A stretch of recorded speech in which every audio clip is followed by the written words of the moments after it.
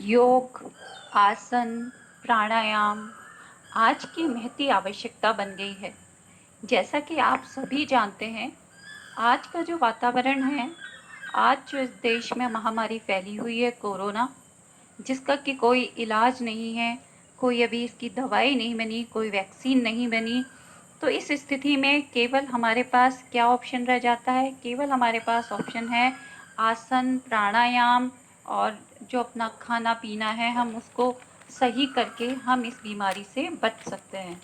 और इसी के लिए यहाँ योग और आसन आपको सिखाए जा रहे हैं, जिसको कि करके आप अपने शरीर को मजबूत बना सकते हैं। और साथ ही साथ इससे क्या होगा, आपकी जो रोग प्रतिरोधक क्षमता है वो भी बढ़ेगी। और वही हमें चाहिए कि रोग प्रतिरोधक क्षमता जो हमारी है वो बढ़े और हम किसी भी प्रकार की बीमारी से बच सकें। साथ करें हम प्राणायाम, होगा घर मंदिर सा पावन, धन्वंतरि करे आरोग्य प्रदान। ओंकार से तन मन प्रसन्न, आंतरिक शांति को पाएं।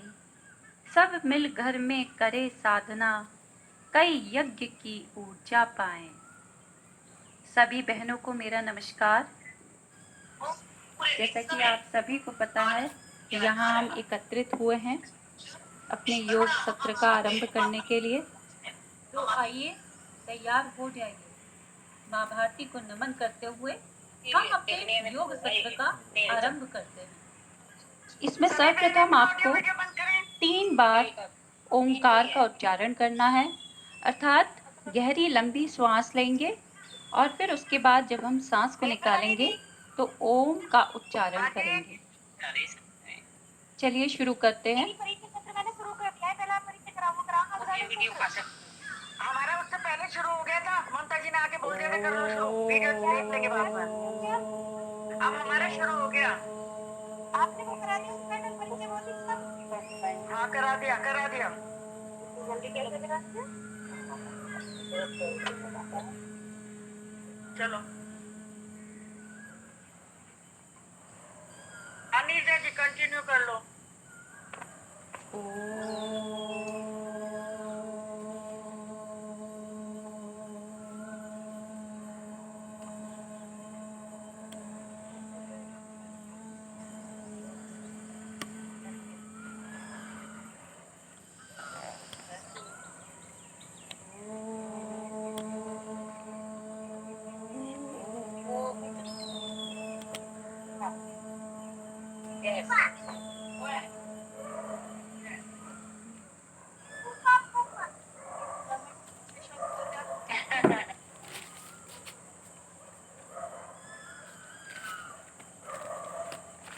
योगेन चित्तस्य पदेन वाचा, योगेन चित्तस्य पदेन वाचा, मलं शरीरस्य च वैद्यकेन, मलं शरीरस्य च वैद्यकेन, योपाकरोत्तं प्रवरं मुनीनां, योपाकरोत्तं प्रवरं मुनीनां, पतञ्जलिं प्राञ्जलिरानतोऽस्मि। पतञ्जलिं प्राञ्जलिरानतोऽस्मि। तो हम यहाँ अपने आसन और प्राणायाम को शुरू करने से पहले कुछ वार्म अप करेंगे, कुछ वार्म अप एक्सरसाइजेस करेंगे, यानी कि शिथिलीकरण व्यायाम करेंगे, जिससे कि हमारा जो शरीर है अगर उसमें कहीं कोई अकड़न है या वो कंफर्टेबल नहीं है तो वो चीज़ ख़त्म हो जाएगी। तो इसके लिए यहाँ हमारे सामने बहन हैं, वो आपको कुछ वार्म अप एक्सरसाइज करके दिखाएंगी, जिसके द्वारा आपका शरीर खुल जाएगा और आप आसन और प्राणायाम करने के लिए आपका जो शरीर है वो तैयार हो जाएगा। तो देखिए इस प्रकार हमारी बहन है सामने, तो वो हमें कुछ व्यायाम करके दिखा रही हैं। उसी के अनुसार आपको भी ये सारे व्यायाम करने हैं। तो ध्यान से देखिए कि वो किस प्रकार से इन वार्म अप एक्सरसाइजेस को कर रही हैं।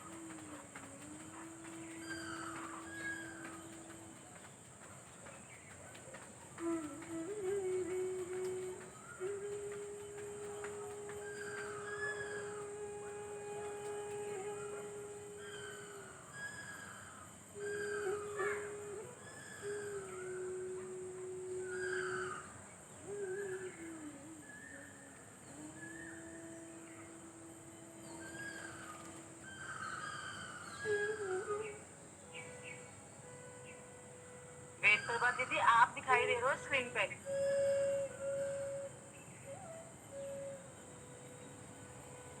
वेट प्रभा दीदी, कोई आवाज तो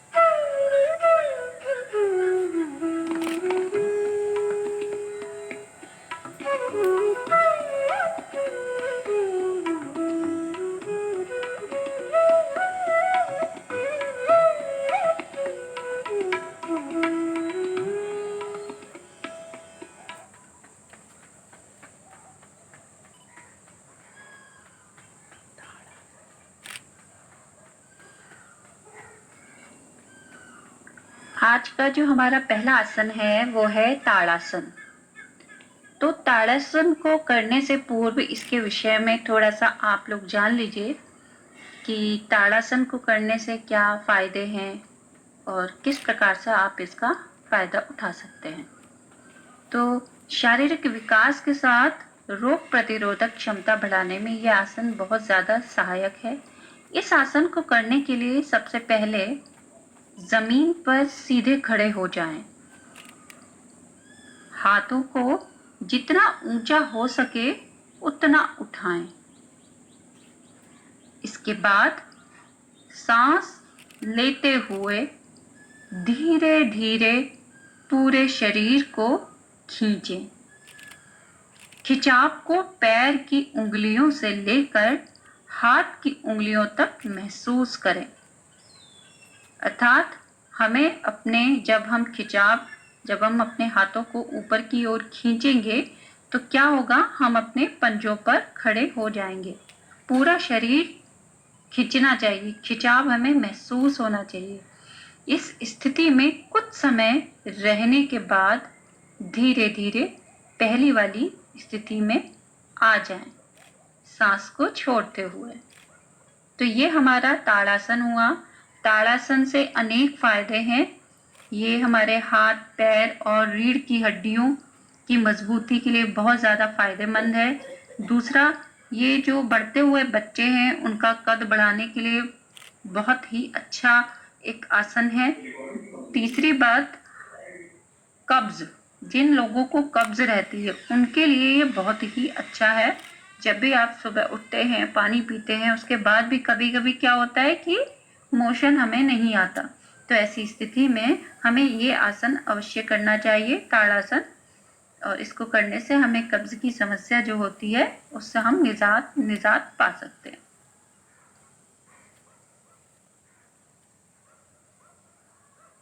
अगला जो हमारा आसन है वो है अर्ध चक्रासन। अर्ध मीन्स आधा, चक्र माने चक्र, जैसे गोल पहिया होता है। तो अर्थात जब हम इस आसन को करते हैं तो हमारी जो आकृति है वो कैसे हो जाती है, आधे पहिए जैसी। और इसको करने से पूर्व हमें यह जान लेना आवश्यक है कि इससे हमें क्या लाभ होते हैं और इसको करते वक्त हमें क्या क्या सावधानियां बरतनी चाहिए। अर्थात जब हम इस आसन को करते हैं, अर्ध चक्रासन को करते हैं, तो क्या होता है कि यह हमारे वक्षस्थल व पीठ की जो मांसपेशियां हैं उनको मजबूती देता है और हमारे जो कमर में दर्द है या पीठ में दर्द है उसमें आराम प्रदान करता है। परंतु इसे करते वक्त ये ध्यान रखना चाहिए कि यदि किसी व्यक्ति को रीढ़ की हड्डी में कोई गंभीर समस्या है तो उसे ये आसन नहीं करना चाहिए, या फिर उच्च रक्तचाप या वह किसी मानसिक विकार से युक्त है तो इस आसन को न करें। अर्धचक्रासन करने के लिए पहला जो हमारा स्टेप है वो है कि आप अपने पैरों में थोड़ा सा गैप करें, खड़े हों। और इसके बाद दूसरा स्टेप है कि अपने दोनों हाथों को कमर के पीछे ले जाएं और उसको सहारा दें कमर को, जिससे कि जब आप पीछे की ओर झुकें तो आपकी कमर पर कोई अतिरिक्त दबाव न पड़े, आपको कोई दिक्कत ना हो। इसीलिए दूसरा स्टेप है कि आप अपने कमर को पीछे से सहारा देंगे, जैसे कि बहन कर रही हैं, इसी प्रकार आपको भी करना है। अब आप अपने शरीर को पीछे की ओर जितना आप यथाशक्ति आप जितना लेके जा सकते हैं उतना ही लेकर जाएं। यदि आप अपने साथ ज़बरदस्ती करेंगे तो क्या होगा, फायदे की जगह पर आपको नुकसान भी हो सकता है। तो इसीलिए मैं यही कहूँगी कि जितना आप पीछे की ओर जा सकें उतना ही जाएं, ज़बरदस्ती ना करें। और इस प्रकार देखिए, जिस प्रकार बहन कर रही हैं उसी प्रकार आप भी पीछे की ओर जाइए और इसी स्थिति में 10-20 सेकंड आप रुक सकते हैं, उतनी देर रुकिए। इस स्थिति में आपको अपनी सांस लेते हुए पीछे जाना है और जब आप वापस आएंगे तो अपनी सांस को छोड़ते हुए वापस आएंगे। तो 10 और 20 सेकंड रुकने के बाद आप जब वापस आएं तो अपनी सांस को छोड़ते हुए वापस आएं। और इस प्रकार ये आपका आसन यहाँ पर पूरा होता है। इसी को आपको 2-3 बार करना है। हमारा तीसरा आसन है पाद हस्तासन। पाद हस्तासन करने के लिए सर्वप्रथम सीधे आप खड़े हो जाएं। सीधे खड़े होने के बाद अपने हाथों को ऊपर लेके जाएं सांस लेते हुए, और अब अपनी कमर को सीधा रखते हुए आप अपने कमर से ऊपर वाले हिस्से को नीचे लेकर आएंगे और अपना सिर अपने घुटनों पर लगाएंगे और अपने हाथों से पैरों को टच करेंगे। इस प्रकार ऊपर से आप नीचे आए, कमर आपकी सीधी रहेगी और इस प्रकार नीचे आकर आप अपने पैरों को टच करिए। तो ये आपका हुआ पाद हस्तासन। पैरों को हाथों ने स्पर्श कर लिया, अर्थात यहाँ आपका पाद हस्तासन आसन पूरा हुआ। यहाँ आपको 20 या 30 सेकंड रुकना है, जितना आप रुक सकते हैं, परंतु अपने पैरों को आपको मोड़ना नहीं है। घुटनों से इनको मोड़ना नहीं है, इनको आप बिल्कुल सीधा रखें, तभी ये आसन आपका फायदा करेगा। परंतु मैं एक बात यहाँ यह भी कहना चाहूँगी कि ज़बरदस्ती ना करें। नहीं होता तो रुक जाइए, वहीं रुक जाइए।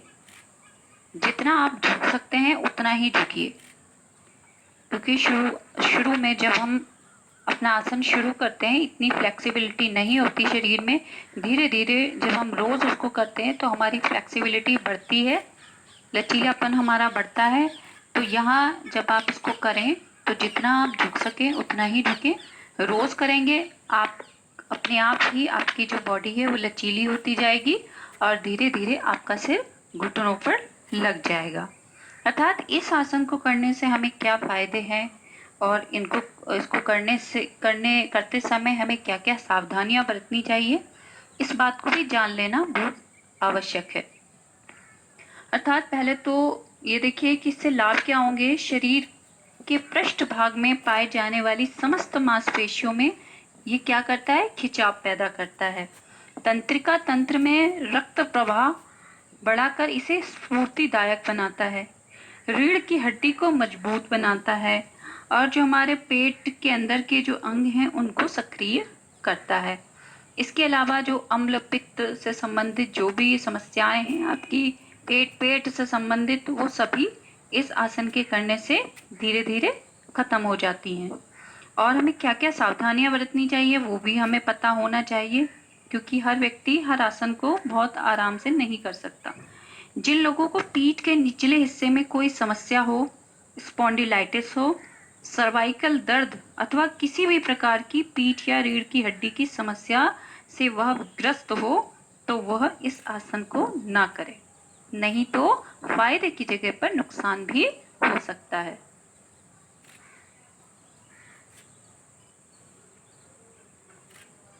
इस प्रकार हमारे जो आसन हैं, ताड़ासन, अर्धचक्रासन, पाद हस्तासन, इनको करने के बाद या कोई भी अन्य आसन या व्यायाम करने के बाद हमें अपने शरीर को आराम देना होता है, और इसीलिए हम अब करेंगे शवासन। शवासन का अर्थ होता है, शव का अर्थ है मृत, अर्थात अपने शरीर को शव के समान बना लेने के कारण ही इस आसन को शवासन कहा जाता है। इस आसन का उपयोग प्रायः योग सत्र को समाप्त करने के लिए किया जाता है। यह एक शिथिल करने वाला आसन है और शरीर, मन और आत्मा को नव स्फूर्ति प्रदान करता है। शव आसन को करने के लिए सर्वप्रथम अपने योग मैट पर पीठ के बल लेट जाएं और इस प्रकार बिल्कुल फ्री होकर लेटें। कोई समस्या आपके शरीर में नहीं होनी चाहिए। बिल्कुल अपने सारे अंगों को आप ढीला छोड़ दें। पैरों को थोड़ा सा फैला लें, पैरों में थोड़ा सा अंतर रखें, बिल्कुल आराम से। हाथों को खोल लें, हाथों को, हथेलियों को आप आसमान की आकाश की तरफ रखें। और बिल्कुल सारी चिंताओं को भूल जाएं, केवल लेटे रहें बिल्कुल शांति से। और बाहरी दुनिया तो हम हमेशा ही देखते हैं। अब क्या करना है, अपनी आंतरिक यात्रा करनी है। शवासन में हम क्या करते हैं, अपनी आंतरिक यात्रा करते हैं। और इस प्रकार आप लेट गए हैं, बिल्कुल शांति से लेटे हुए हैं, बिल्कुल शिथिल आपने अपने अंगों को छोड़ दिया है। और अपने शरीर पर ध्यान लगाइए। सर्वप्रथम आप अपने पैरों से शुरू करिए और पैरों पर ध्यान लगाते हुए कि ईश्वर ने किस प्रकार हमें शरीर प्रदान किया है, शरीर में क्या क्या है। नाखून है, हमारी त्वचा है, त्वचा के बाद अंदर अनेक तरीके के नसें हैं, फिर मांस है, रक्त है, फिर उसके बाद हड्डियां हैं। इन सब चीज़ों का ध्यान करते हुए आगे बढ़िए। आगे घुटनों तक आइए, फिर ऊपर आइए, जांघों पर आइए, फिर अपने पेट पर आइए, अपने वक्ष स्थल पर आइए, अपने कंधे पर आइए। इस प्रकार धीरे धीरे धीरे आप अपने शरीर पर ध्यान दीजिए, अपनी आंतरिक यात्रा करिए। धीरे धीरे हर अंग का ध्यान आपको करना है और इस प्रकार धीरे धीरे आते हुए अपने आज्ञा चक्र तक आ जाइए। और यहाँ पर एक ऐसी स्थिति आ जाएगी जब आपका ध्यान लगने लग जाएगा। तो हमें ऐसी ही स्थिति लानी है। बस इतना ध्यान रखें कि आप सो ना जाएं। ये आसन सोने के लिए नहीं है, ये अपनी आंतरिक यात्रा करने के लिए आसन है, जहां आप सारी दुनिया से अलग हटकर केवल अपने अंदर की यात्रा कर रहे हैं। अब आप अपने ईश्वर के साथ हैं। अपनी आज्ञा चक्र पर आपका ध्यान लग जाएगा अगर आप इसको सही से करते हैं। और आज्ञा चक्र में ध्यान लगते ही आपका जो शव आसन है वो सफल हो जाएगा। है कि हम अपने इस योग सत्र को समाप्त करें और इस योग सत्र की समाप्ति हम कल्याण मंत्र से करेंगे। सभी बहनें ध्यान दें।